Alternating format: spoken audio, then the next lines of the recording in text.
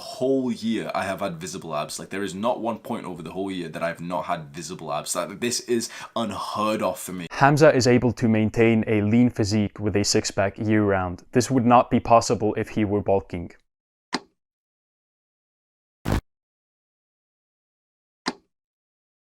If you're not familiar with the whole Hamza versus Coach Greg drama, I'll bring you up to speed, don't worry. Hamza is one of the most popular self-improvement YouTubers on the platform. A few months back, he made a quite harsh video criticizing Coach Greg's teachings when it comes to nutrition. I saw these dickheads, and you probably see them as well, who are telling you not to bulk, and instead they're telling you to do what's called maingaining. I thought I was just a manlet! Now I'm a dickhead? Oh, heavens forbid! But before we get into the details of this drama, let's first familiarize ourselves with the key players. Hamza is a popular self-improvement YouTuber who goes against the grain when it comes to conventional wisdom and advice for personal growth. He has amassed over 2 million subscribers since starting his channel, and he has popularized subjects such as nofap, mindfulness, going to the gym, nutrition, testosterone boosting, and many, many more. On the other hand, Coach Greg is a professional IFBB league bodybuilder. He is most well known for his high-pitched voice and unconventional teachings when it comes to nutrition. So Hamza decided to go and make a video criticizing Greg's teachings specifically, and he didn't do it in a very respectful way. Who is it who says this shit? It's a really popular YouTuber, like he's like an old bodybuilder. He's got like anabolic diet. Oh, he's an old bodybuilder.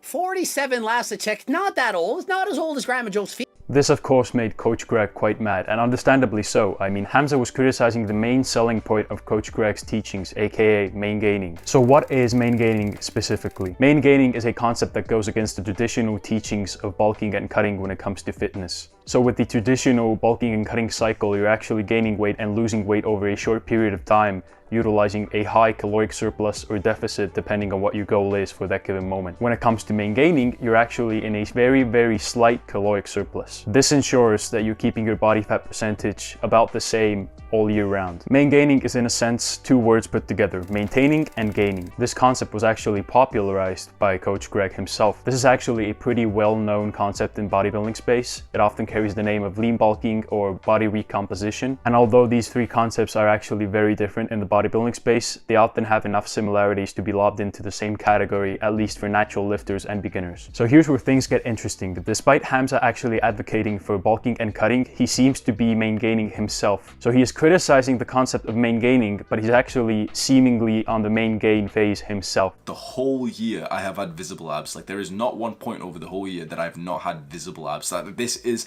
unheard of for me. Hamza is able to maintain a lean physique with a six-pack year-round. This would not be possible if he were bulking.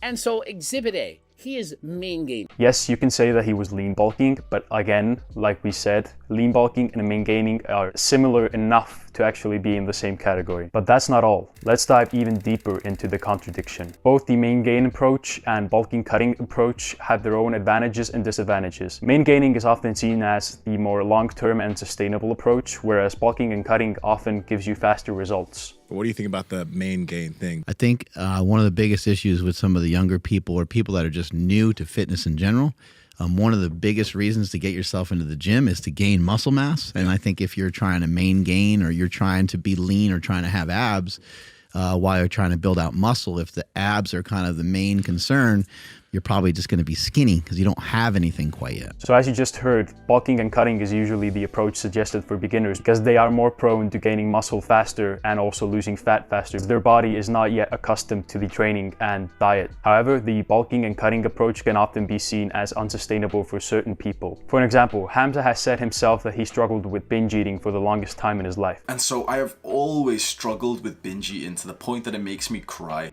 You see, when you're in a perpetual cut, you're actually restricting your body and creating all of these hormone imbalances that force you to overeat. This is why cutting weight is often seen as very difficult for individuals that are more prone to binge eating disorders. Yeah, and so he used to struggle with binge eating. And you know where that comes from predominantly? From bulking and cutting. And when you cut too strictly, you're not eating enough calories, your brain's going to send signals to eat and eat a lot. And so if you struggle with binge eating, you can't put the fork down. Most often it comes from not eating a healthy and balanced diet. And conversely, if you're a hard gainer, aka you find it very hard to gain weight, This is because you will often find yourself stuffing your face with large amounts of food that your body simply cannot process. So if you're somewhere in the middle, you might actually find it quite easy to bulk up and then cut your weight down and repeat that cycle over and over again. But if you're on the either side of the spectrum, aka someone who struggles with binge eating or someone who has a very difficult time gaining weight, you might find bulking and cutting to actually be difficult. So when you're actually bulking up, you're gaining a massive amount of weight in a short period of time. Usually it ranges between 3 to 6 months, which is followed by a 3 to 6 month cut. Now the reason why the cut is necessary is because for most people, you will be gaining so much fat over the process of the bulk that you will actually need to cut that fat away in order to look like you genuinely lift. And obviously, if you've never lifted before and you are in an unhealthy body weight, whether it's too fat or too skinny, you will either need to bulk up if you're skinny or cut down weight if you're fat. However, Coach Greg also claims that maingaining is a valid approach to people that are on the either side of the spectrum. So for an example, he is currently coaching a morbidly obese fitness influencer, and he claims this guy can actually lose fat and build muscle at the same time. If this was a different coach, they would probably suggest losing a massive amount of weight over a short period of time, simply because this guy is morbidly obese. So you can see how these different teachings sort of start contradicting each other. And the truth is, neither of these approaches are inherently wrong.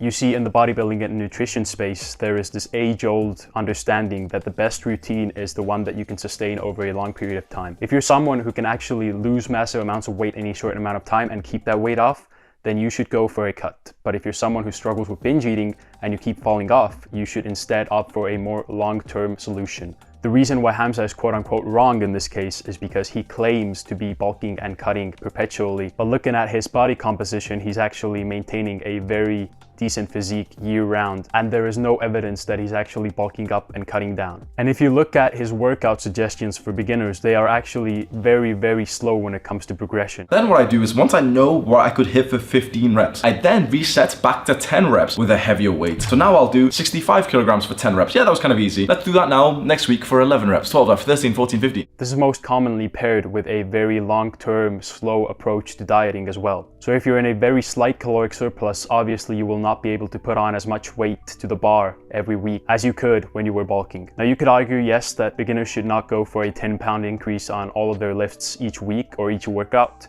But if you're someone who is in a 500 calorie surplus or even more in some cases, if you don't push yourself heavily every week and you leave gains on the table, then you will simply be wasting all of these calories and you will get fat faster in the process. But it is worth mentioning that maingaining is a process that is usually utilized by people who either have a decent amount of muscle mass already, or they are content with doing this over a long period of time and making progress slower. So if you're a complete beginner, I do suggest you either bulk or cut depending on where you are in your fitness journey. And if you happen to find a few months in that this is an unsustainable process for you, then you should opt for something a bit more slow and a bit more sustainable. Hamza and I are quite similar in the fact that we both struggle with binge eating. I have personally managed to get rid of it using certain strategies that I'll be discussing in a future video, so subscribe if you want to see that. But overall, the best routine is what works for you. So what do you think? Was Hamza wrong in this case?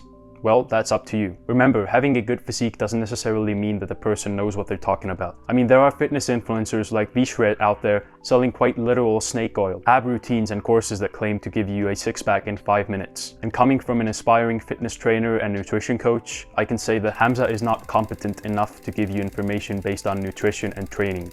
Yeah, he might have seen some good results with his physique. Yeah, he might be natural compared to Coach Greg, but at the same time, he really doesn't know what he's talking about. The stuff that he's learned is from books and from personal experience. This is often not reflective of reality. With so much misleading info about fitness and nutrition and lifting out there, it is important to approach it with an open mind.